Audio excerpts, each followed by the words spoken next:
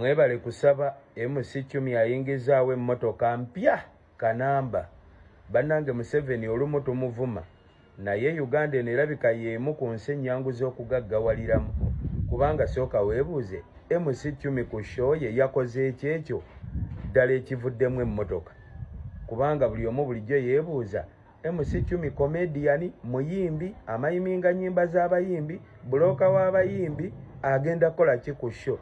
Era twatudde ku show nga tulinda, twagenze olaba Cyumi afubutukayo mu biteeteeyi, yasookedde mu kukaaba, we yatujje mu episode y'okukaaba, ne bamussa mu kitebe, babbawunsa ne bamusitula ne bamussa wansi, n'atandika otugamba ndi munaku nnyo, maama wange yafa, baganda bange baafa, nkuze ndi munaku, mukama yankuba bbalaaya ate nenfuna omusajja, ekitundu kye ekyekyama nga kyagongobala bwe kiti.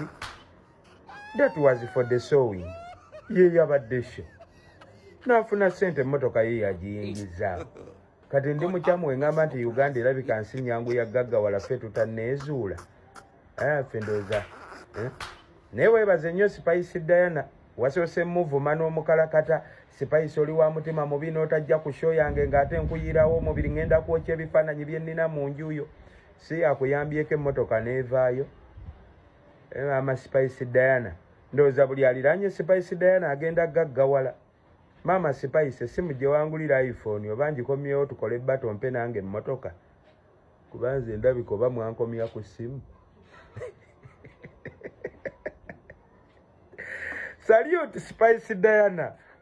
Bayimbi bangi booliraana n'omuwagira emyaka 10 mpaka waafa ng'olinga wooli naye abaliraanye Spice era kale. Bless up Spice Diana baby.